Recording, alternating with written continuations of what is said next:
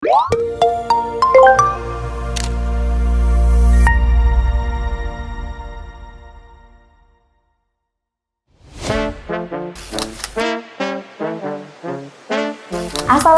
warahmatullahi wabarakatuh. Halo kawan pajak. Halo. Selamat berjumpa kembali bersama kami dalam Popcorn Podcast Pajak Pancoran dan juga opini obrolan pajak terkini. Keren banget ya ini ya. Nah, tidak hanya tayang di YouTube, kami juga saat ini sedang live di Instagram masing-masing ya, ada @pajakpancoran dan juga ada di Instagram KPP Pratama Pondok Aren, @pajakpondokaren ya. Nah, kawan pajak semua yang sudah hadir atau dimanapun berada, apa kabarnya nih saat ini? Semoga semua dalam keadaan sehat dan berbahagia ya. Amin. Dan pada kesempatan kali ini, perkenalkan saya Ruth Effendi, merupakan penyuluh dari KPP Pratama Jakarta Pancoran. Nah, saya mau menyapa kawan pajak yang ada di sini. Kami akan menyampaikan informasi mengenai yang terbaru nih, yang tentunya nanti dari narasumber yang terpercaya dan kompeten di bidangnya. Wih. Dan saya juga tidak sendiri, sudah hadir di sini narasumber yang spesial ya. Ada Mbak Hana dan Mas Moko nanti yang akan memperkenalkan diri masing-masing ya untuk menyapa kawan pajak semua. Dan tentunya saat ini yaitu kita lagi berkolaborasi nih antara KPP Pratama Jakarta Pancoran dan juga KPP Pratama Pondok Aren. Di sini kita akan bahas mengenai peraturan yang terbaru yaitu PMK nomor 80 tahun 2024 tentang tata cara pemberian fasilitas PPN dan PPNBM serta pajak penghasilan dalam rangka pelaksanaan proyek pemerintah yang dibiayai dengan hibah atau dana pinjaman luar negeri. Nah, sebelum kita lanjut mengenai topik pembahasan PMK 80 ini, supaya lebih akrab, nah silakan nih untuk kedua narasumber untuk memperkenalkan diri, mulai dari Mbak Hana dulu nih. Silakan Mbak Hana. Oke, terima kasih Kak Ruth. Halo kawan pajak semua, perkenalkan nama saya Hana Ahdiana, biasa dipanggil Hana. Saya juga merupakan bagian dari tim penyuluh pajak di KPP Pratama Jakarta Pancoran. Dan selanjutnya Mas Moko, silakan. Halo kawan pajak semua, perkenalkan saya Harmoko, biasa dipanggil Moko, tim dari KPP Pratama Pondok Aren, tim penyuluh dari KPP Pratama Aren. Oke. Oke, makasih Mbak Hana dan Mas Moko. Nah, sebelum kita lanjut Mbak dan Mas Moko, kita mau informasikan dulu ya ke kawan pajak untuk jangan lupa follow media sosial kita, Instagram @pajakpancoran dan juga @pajak Pondok Aren. Dan kawan pajak boleh untuk subscribe YouTube KPP Pratama Jakarta Pancoran dan juga KPP Pratama Pondok Aren. Karena nanti dari sini kita akan menginformasikan nih terkait aturan-aturan yang terbaru maupun aplikasi-aplikasi yang terbaru ataupun informasi-informasi perpajakan yang tentunya berguna untuk kawan pajak nanti. Nah, oke, kita langsung mulai nih Mbak, karena kawan pajak udah nggak sabar ya, apa nih yang akan dibahas kali ini gitu ya. Nah, jadi kawan pajak 14 Oktober kemarin, tepatnya bulan lalu ya, itu Direktorat Jenderal Pajak menerbitkan yang namanya aturan terbaru nih, PMK 80 tahun 2024 mengenai tata cara pemberian fasilitas PPN dan PPNBM serta pajak penghasilan dalam rangka pelaksanaan proyek pemerintah yang dibiayai dengan hibah dan dana pinjaman luar negeri nih Mbak Han. Nah Mbak Hana, seperti apa sih gambaran umum dari aturan ini dan apa nih yang melatar belakangnya muncul aturan ini? Oke, baik Kak Ruth ya. Jadi kawan pajak, terkait PMK 80 tahun 2024 ini mengatur pemberian fasilitas perpajakan bagi pelaksanaan proyek pemerintah yang sumber dananya dibiayai oleh hibah luar negeri ataupun pinjaman luar negeri. Nah, kalau secara pengertian, apa sih hibah luar negeri? Hibah luar negeri merupakan bagian dari penerimaan negara yang diperoleh pemerintah dari pemberi hibah yang bersumber dari luar negeri. Jadi pemberi hibahnya dari luar negeri ya kawan pajak. Dan hibah ini bisa berbentuk devisa, rupiah, barang ataupun jasa. Seperti itu Kak Ruth. Nah, untuk pinjaman luar negeri ini merupakan setiap pembiayaan melalui hutang ya yang diperoleh pemerintah yang sumbernya dari kreditur yang berasal dari luar negeri. Jadi ini diikat dalam suatu perjanjian yang nantinya harus dibayar kembali dengan syarat tertentu. Nah, atas pelaksanaan proyek pemerintah yang dijalankan dengan sumber biayanya itu atau sumber dananya dari hibah dan pinjaman luar negeri ini, ada fasilitas perpajakan yang nantinya akan diberikan yang diatur dalam PMK 80 ini. Seperti itu.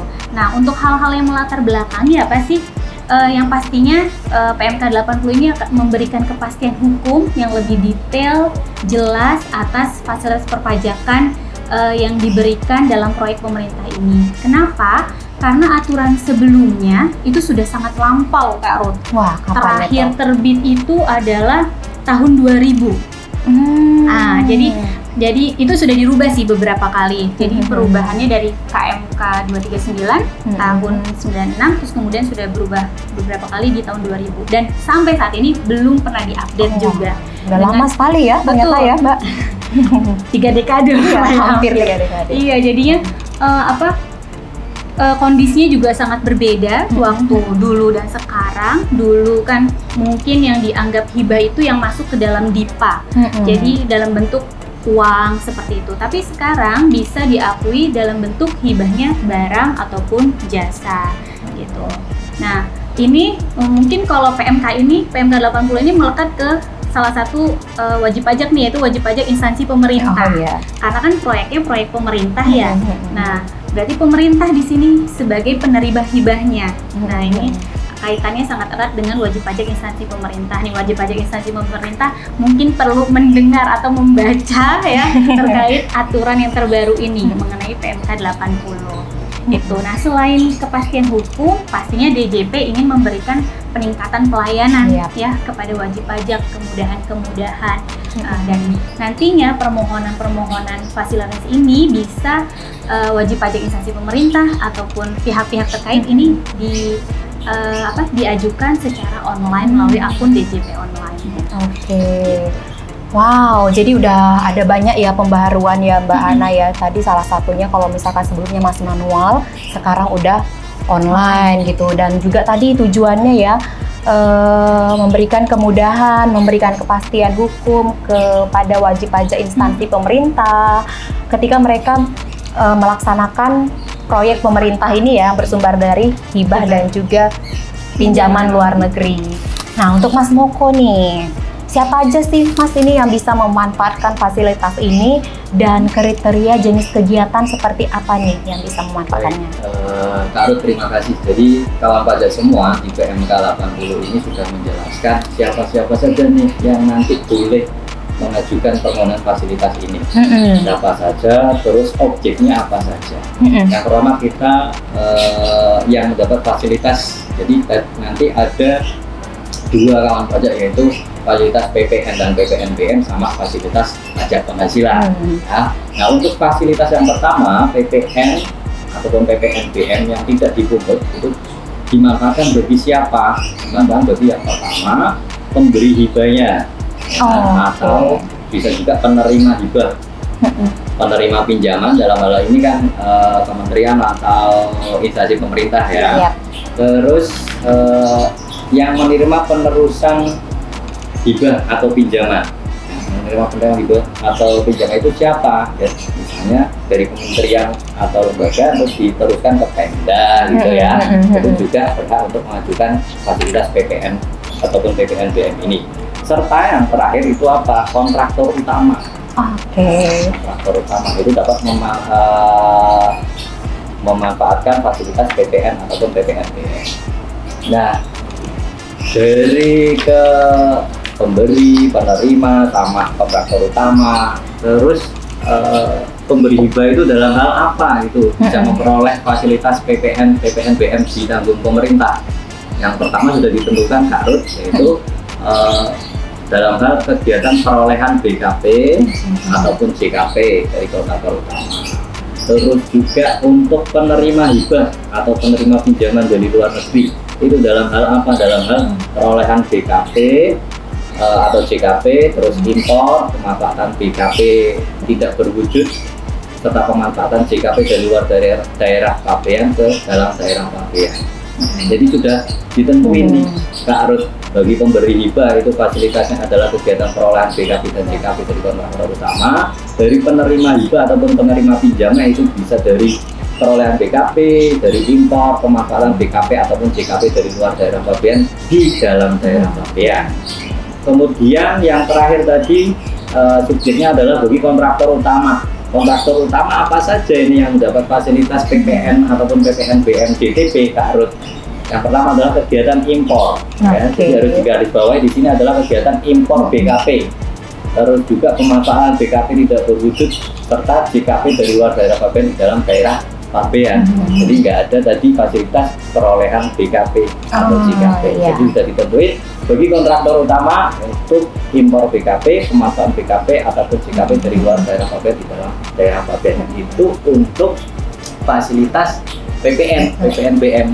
Tadi di PMK 80 kan ada fasilitas PPN dan PPNBM, ada fasilitas pajak penghasilan. Nah, pajak penghasilan ini hanya dimanfaatkan oleh siapa? Oleh kontraktor utama saja. Ya, baik atas penghasilan yang dikenakan PPh final ataupun atas PPh yang dikenakan tidak bersifat final. Oke. Berarti ada 3 pihak yang terlibat di sini ya Mas ya. Tadi ada pemberi hibah, ada penerima hibah atau penerima pinjaman, sama ada kontraktor utama. Dan untuk fasilitas yang PPN, PPNBM ini bisa dimanfaatkan oleh ketiga pihak ini ya. Sedangkan untuk yang fasilitas pajak penghasilan itu hanya bisa dimanfaatkan oleh kontraktor utama saja gitu. Nah, ini harus digarisbawahi ya kawan pajak ya. Nah, oke, kita udah bahas tadi ya Mbak mengenai subjek dan objeknya dan juga fasilitasnya tadi ada 2 ya, ada PPN yang tidak dipungut dan juga ada pajak penghasilan yang ditanggung pemerintah. Nah, untuk alur dan tahapannya seperti apa nih Mbak Han? Untuk yang mana nih Kak Ruth? Untuk yang pertama dulu dong. Jadi tahapan untuk mendapatkan fasilitas PPN, Iya, PPNBM tidak dipungut ya Kak dipungut. Ruth? Oke kawan pajak, jadi kalau ingin mendapatkan fasilitas PPN atau PPNBM tidak dipungut, yang pertama tadi fasilitas PPN, PPNBM tidak dipungut ini dapat dimanfaatkan oleh pihak-pihak yang tadi sudah dijelaskan ya oleh Mas Moko sepanjang memiliki surat keterangan tidak dipungut gitu. Nah, tapi untuk memperoleh surat keterangan tidak dipungut ada beberapa alur nih tahapan yang harus dilakukan. Yang pertama yaitu penerima hibah atau penerima pinjaman, berarti dalam hal ini adalah wajib pajak instansi pemerintah ya, kementerian lembaga, ini harus melakukan pemberitahuan kontraktor utama kepada Direktorat Jenderal Pajak ya, dilakukan secara online seperti itu. Jadi nanti wajib pajak instansi pemerintah bisa melakukan pemberitahuan di akun DJP online-nya masing-masing ya. Nanti bisa diaktifasi fitur layanan, yaitu fitur layanan fasilitas dan insentif. Nanti kawan pajak bisa akses di sana, isi formulirnya atas pemberitahuan kontraktor utama, terus kemudian melampirkan dokumen terkait ya, seperti itu. Nah, ketika sudah, nanti pihak Direktorat Jenderal Pajak akan menerbitkan surat keterangan tidak dipungut. Nah, prosesnya ini adalah 5 hari kerja setelah permohonan disampaikan. Namun karena pemberitahuan kontraktor utama ini dilakukan secara online ya, maka sebenarnya ini juga memberikan kemudahan. Jadi ada skema namanya Trust and Verify. Jadi Direktorat Jenderal Pajak menerima sementara secara sistem jika permohonan itu diisi secara benar gitu, data-data informasinya dan dilampirkan dokumen persyaratannya. Nanti KPP akan melanjutkan penelitian lebih lanjut seperti itu. Nah, itu untuk pemberitahuan kontraktor utama. Nah, selanjutnya ketika sudah dapat surat keterangan sebagai kontraktor utama ya, nanti langkah selanjutnya adalah melaksanakan atau melakukan register atas barang kena pajak atau jasa kena pajaknya. ya. Jadi harus melakukan register ketika sudah mendapatkan surat keterangan sebagai kontraktor utama. Seperti itu. Nah, nanti juga sama diajukan secara online di akun DJP online-nya penerima hibah atau penerima pinjaman. Terus diisi formulir, dilengkapi dokumen persyaratannya, sama halnya dengan tadi ya pemberitahuan kontraktor utama. Dan juga sama penelitiannya itu 5 hari kerja setelah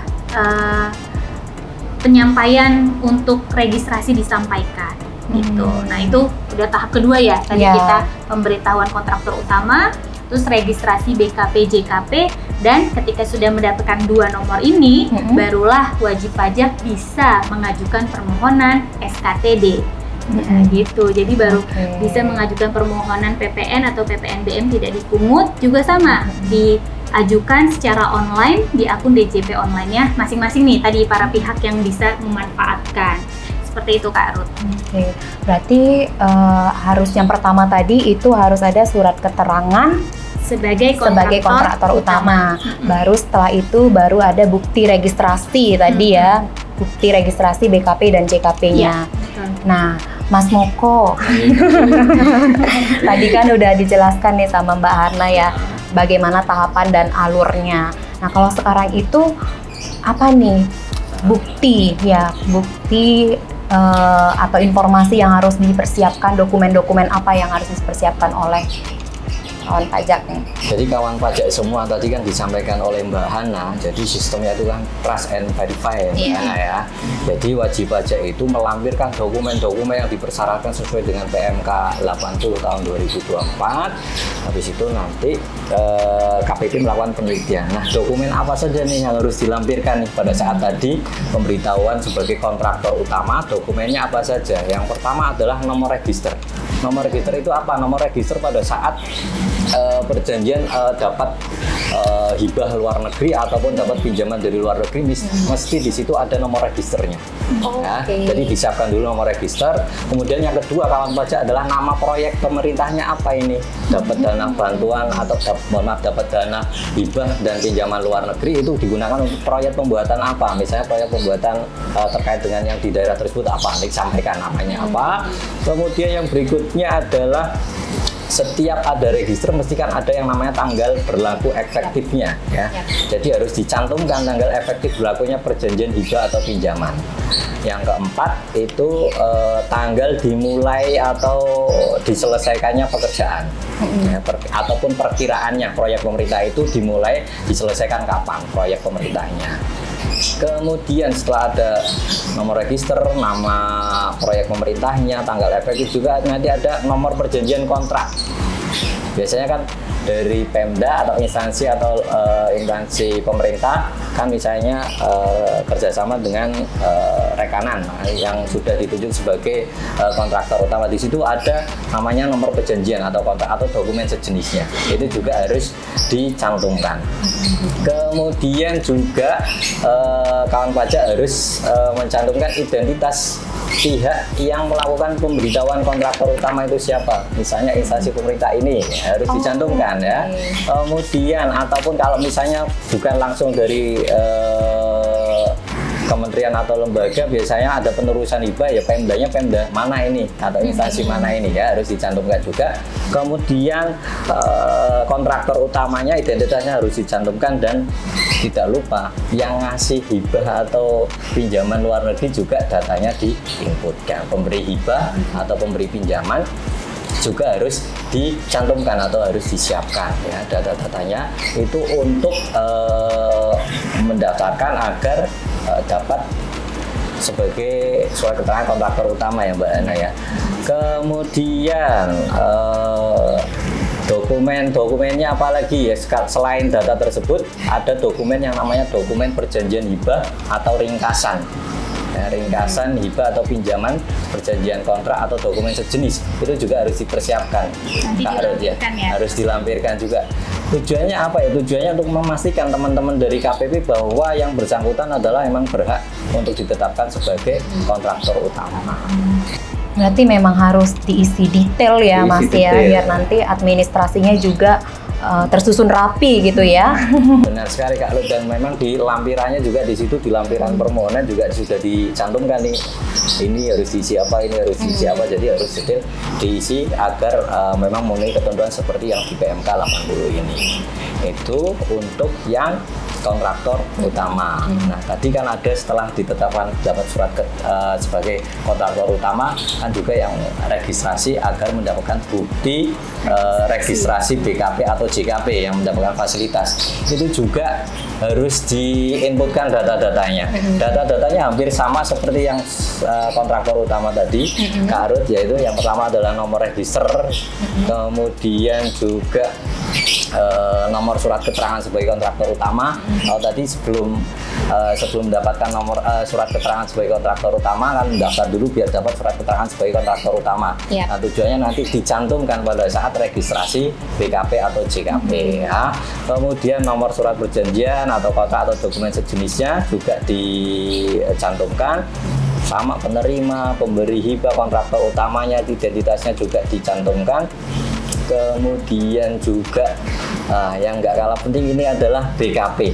Nah, BKP-nya yang diimpor ataupun BKP tidak berwujud ataupun JKP dari luar dari pabrik yang akan dijadikan transaksi itu harus diinputkan di registrasi untuk register BKP atau JKP yang dapat fasilitas PPN ataupun PPNBM tidak dipungut.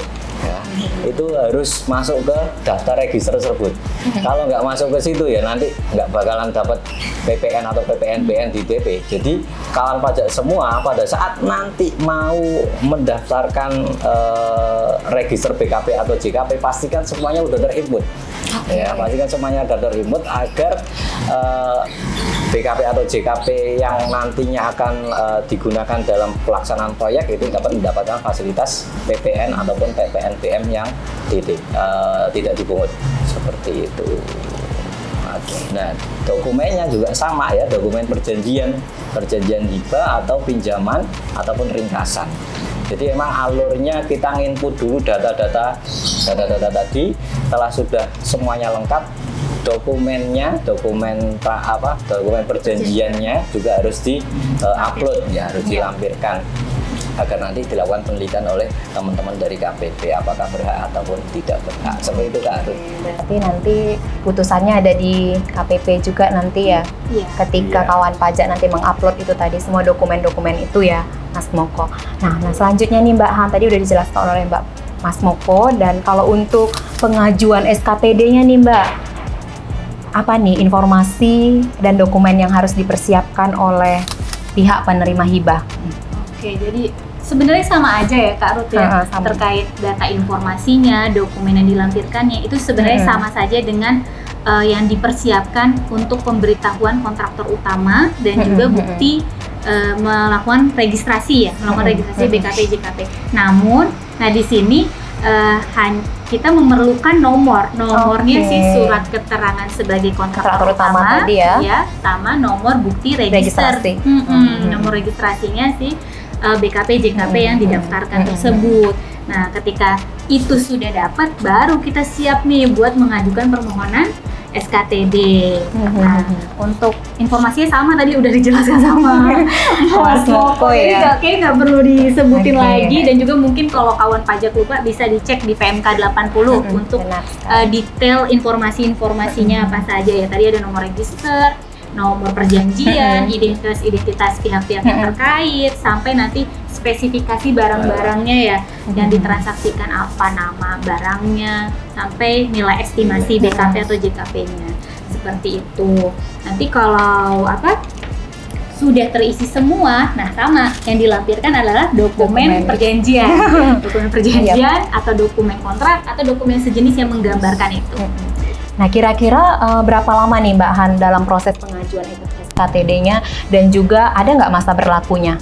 Jadi untuk pengajuan SKTD dan berapa lama masa SKTD itu berlaku? Nah, kalau DJP akan melakukan penelitian atau penerbitan SKTD dalam kurun waktu 5 hari kerja setelah permohonan SKTD disampaikan. Namun balik lagi, semuanya kan ini berbasis online, secara online, diisi formulirnya secara benar, jelas, dan dokumen dilampirkan itu secara sistem, skemanya trust and verify. Jadi langsung muncul SKTD-nya jika memenuhi ketentuan. Jadi kalau tidak memenuhi ketentuan, nanti baru muncul surat keterangan tidak memenuhi ketentuan, kayak gitu. Nanti dari pihak KPP kita akan melakukan penelitian lebih lanjut atas SKTD yang terbit itu, seperti itu. Nah, untuk masa berlakunya kapan? Yaitu masa berlakunya sejak diterbitkan pastinya sampai dengan tanggal 31 Desember di tahun kalender diterbitkannya SKTD. Jika permohonan tersebut diajukan pada bulan Januari sampai dengan November. Jadi di tahun itu juga, misalnya sekarang nih tanggal 19 November. Betul, diajukan permohonan SKTD. Yang tadi sudah dilakukan ya pastinya ya, pemberian kontrak pertama, bukti registrasi sudah dapat. Nah, kita mengajukan SKTD, terus keluar produk SKTD-nya. Nah, ini berlakunya ya karena masuk ke November, nah berlakunya hingga 31 Desember tahun ini. Oke, 31 Desember tahun ini ya. Tahun 2024. Beda dengan halnya jika permohonan tersebut diajukan di masa Desember, di bulan depan. Misalnya permohonannya diajukan di masa Desember atas SKTD-nya, nah masa berlakunya itu sampai dengan tanggal 31 Desember tahun berikutnya, yaitu tahun 2025. Begitu juga nanti tahun depannya ya, seperti itu. Berarti kalau dari Januari sampai November itu berakhir sampai 31 Desember di tahun yang sama gitu ya. Kalau misal dia pengajuannya di Desember itu baru tahun depan. Betul. Gitu ya. Nah, oke. Nah, kembali lagi nih ke Mas Moko. Apa nih Mas yang perlu diperhatikan oleh wajib pajak PKP ya dalam melakukan penyerahan BKP JKP-nya nih?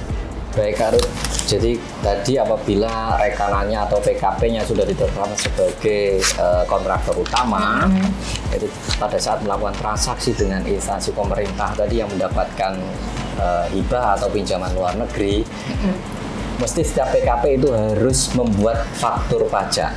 Faktur pajak ya, wajib ya itu. Wajib membuat faktur pajak, baik yang DTP ataupun non DTP wajib menerbitkan faktur pajak. Nah, apabila ternyata sudah ada surat keterangan tidak dipungut, berarti PKP-nya tadi itu wajib menerbitin faktur pajak dengan kode 07 ya kawan pajak semua.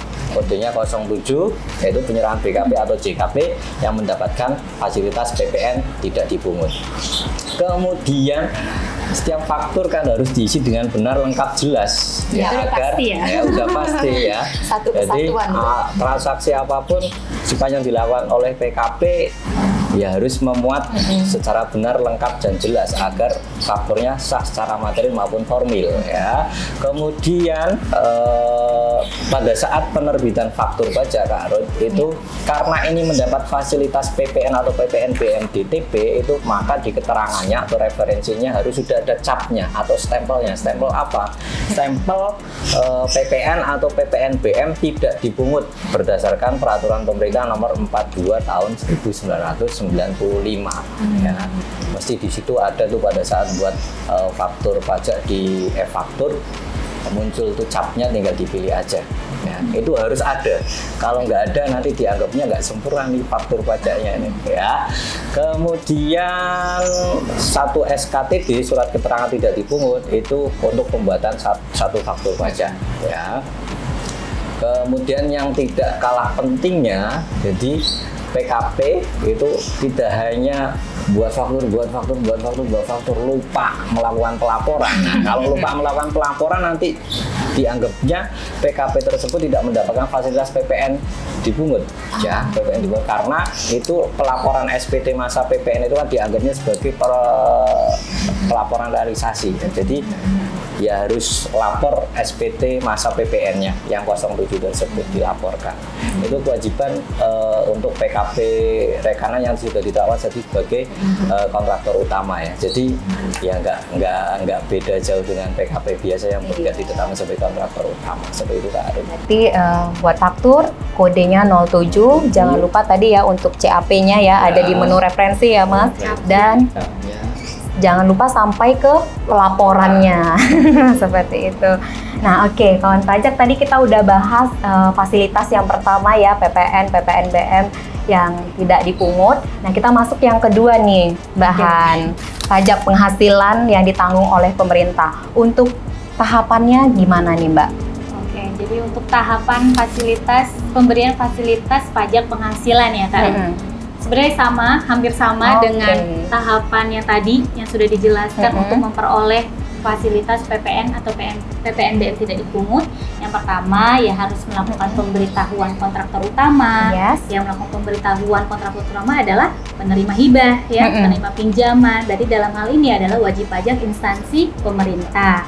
Terus kemudian ketika sudah dapat surat keterangan sebagai kontraktor utama, nanti kontraktor utama menyampaikan permohonan untuk mendapatkan fasilitas pajak penghasilan. Permohonannya di mana? Sama di DJP online ya, di DJP online di menu layanan nanti pilih fasilitas dan insentif. Kalau belum ada, diaktifasi fitur, kita aktifasi dulu fitur layanan fasilitas dan insentif tersebut.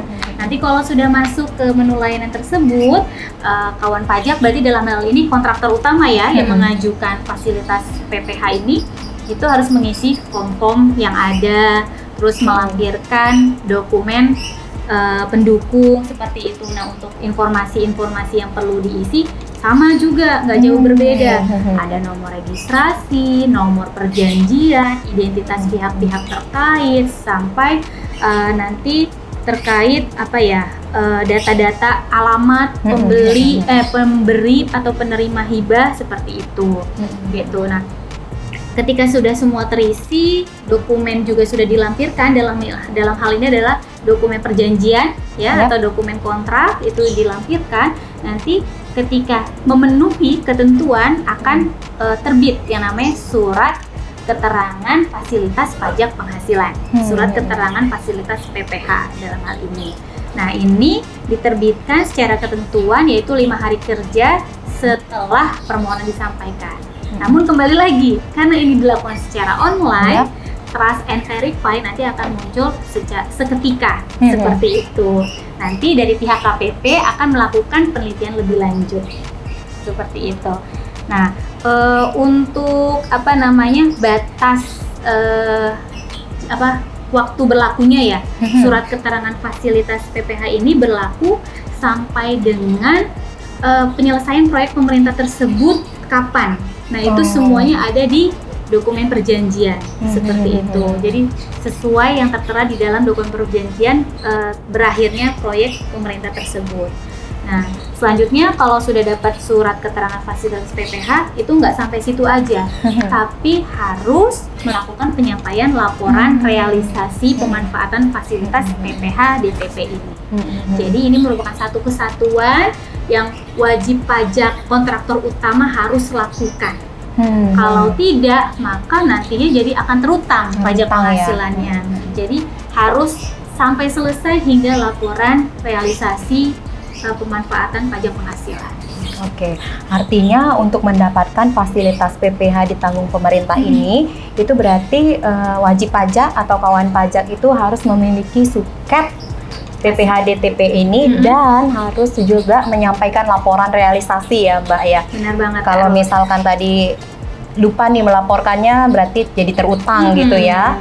Nah, oke, itu Mas Moko lagi. Apa nih Mas yang dimaksud dengan laporan realisasi PPH nih? Dan siapa yang melaporkannya? Jadi nyambung dari Mbak Hana tadi, apabila wajib pajak sudah mendapatkan SKED ya, SKED fasilitas PPH ditanggung pemerintah, itu jangan sampai kelupaan itu untuk melakukan laporan realisasi fasilitasnya. Nah, laporan realisasi ini nantinya harus dilampirkan di kalau tadi kan PPH itu kan ada untuk PPH yang bersifat final dan yang bersifat tidak final. Untuk yang bersifat tidak final nanti dilaporkan sama maksimal seperti batas waktu pelaporan SPT tahunan ya Mbak Hana ya. Batas waktu pelaporan SPT tahunan, jadi lampirkan laporan realisasi dari transaksi dengan instansi pemerintah tersebut kaitannya dengan hibah ataupun pinjaman tadi. Itu dilaporkan maksimal seperti pelaporan SPT tahunan itu untuk yang tidak final. Untuk yang final seperti apa? Untuk yang final ya laporannya seperti laporan SPT masa. Ya, SPT masa PPh-nya. Maksimalnya kapan ya? Maksimal sama seperti maksimal pelaporan SPT masa, itu tanggal 20 bulan berikutnya. Nah, untuk mendapatkan atau untuk melakukan laporan realisasi tersebut itu ada data-data yang perlu diinputkan atau data-data yang perlu ditulis. Yang pertama adalah nomor surat keterangan ya, nomor surat keterangan sebagai kontraktor utama, nomor surat keterangan fasilitas ya, nomor SKET-nya, terus identitas kontraktor utama, pemberi sama ya Mbak Ana ya. Pihak-pihak yang terlibat di situ juga harus dicantumkan. Kemudian juga mencantumkan jumlah PPh yang bersifat tidak final yang terutang yang ditanggung pemerintah juga harus dicantumkan di pelaporan realisasi fasilitas PPh tersebut. Harus seperti itu. Oke. Untuk yang menyampaikan pelaporannya siapa ini? Menyampaikan pelaporannya kontraktor utamanya. Kontraktor utamanya ya. Karena kan fasilitas PPh ini kan hanya diberikan ke Kontraktor utama. Oke. Baik, kawan pajak, sangat menarik ya untuk materi kita ini. Sebenarnya masih panjang lagi ya, cuman karena waktu ya Mbak Han ya. Nanti kawan pajak misalkan ada yang mau ditanyakan, boleh disampaikan melalui chat. Dan untuk Mbak Hana, Mas Moko, ada yang mau disampaikan lagi? Mungkin aku dulu ya. Boleh. Jadi ini kan salah satu pihak yang terkait adalah wajib pajak instansi pemerintah ya Kak Ruth ya. Nah, kami ingin mereminder kembali nih kepada wajib pajak instansi pemerintah untuk pastikan bukti potong selama tahun 2024 ini sudah dibuat ya kawan pajak ya. Karena kenapa? Ya karena sebenarnya buat kawan pajak yang lain juga sih, karena kan nanti kita per tahun 2025 kita akan reformasi nih Kak Ruth. Jadi wajah DJP online berubah menjadi Kortex seperti itu ya. Jadi pastikan bukti-bukti potong yang belum dibuat atau belum diselesaikan, pembayaran yang belum selesai juga segera diselesaikan. Apalagi wajib pajak instansi pemerintah kan ada batas nih ya untuk pembayaran di KPPN kalau nggak salah tanggal 15 Desember ya kalau nggak salah nih. Itu mungkin dipastikan kembali dan diselesaikan pembayaran pajak yang belum ditunaikan. Terus juga usahakan semua transaksi juga segera diselesaikan. Namun mungkin kalau memang ada transaksi yang belum selesai, bisa dilakukan adendum ya, kayak adendum kontrak karena per tahun 2025 berdasarkan amanah di Undang-Undang HPP, ini kan PPN akan tarifnya naik ya, jadi tarifnya menjadi 12%. Mungkin proyek atau misalnya transaksi tersebut belum selesai, masih berlanjut di 2025, itu perlu disesuaikan adendum kontraknya karena kan tarif PPN-nya berubah menjadi 12%. Yang sebelumnya 11% jadi 12%. Iya, mungkin itu aja sih remindernya. Jadi perlu dipersiapkan dan juga dipersiapkan juga bukti potong PPh pasal 21, bukti potong A1 ya, atau A2-nya bagi wajib pajak instansi pemerintah karena kita sebentar lagi akan berganti tahun dan berganti wajah yang baru ke Kortex. Berarti banyak nih PR-nya ya. Kalau dari kalau dari Mas Moko apa nih Mas? Nambahin dari Mbak Ana kawan pajak semua ya. Jadi tadi kan Mbak Ana udah nyampein bahwa nanti di awal tahun 2025 ada Kortex nih, wajah baru dari DJP online ya. Jadi kawan pajak semua biar familiar terhadap Kortex, wajib pajak bisa tuh daftar di simulator Kortex di DJP online masing-masing wajib pajak. Silakan wajib pajak daftar di situ ya untuk mengaktifkan simulator Kortex-nya biar wajib pajak tahu deh nanti dalamnya Kortex itu ada apa aja, menu-menunya apa aja, gitu ya. Cara penggunaannya seperti apa. Jadi biar nanti pas di awal tahun 2025 kawan pajak sudah familiar. Seperti itu sih Kak Arus ya. Nggak kenal maka nggak sayang ya Mas. Nah, terus simulator ini dia sifatnya dummy ya Mas ya, nggak merubah data apapun. Asli dari wajib pajaknya. Oke, ada lagi? Mungkin cukup. Mungkin ini ya untuk pemadanan ya, pemadanan Oke, NIK juga perlu kita informasikan kawan pajak untuk segera lakukan pemadanan NIK karena nanti tahun depan ya, tepatnya tahun 2025, Cortex udah mulai launching nih nanti ya. Nah, bagi kawan pajak yang belum melakukan pemadanan, ini nanti akan kesulitan tentunya. Jadi segera lakukan pemadanan ya, kawan pajak.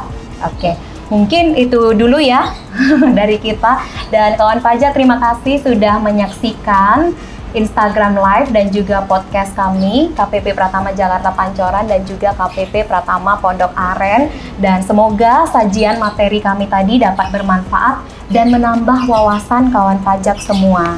Dan jangan lupa untuk subscribe, like, dan share serta follow media sosial kami Instagram @pajakpancoran dan @pajak Pondok Aren. Dan juga YouTube KPP Pratama Jakarta Pancoran dan juga YouTube KPP Pratama Pondok Aren.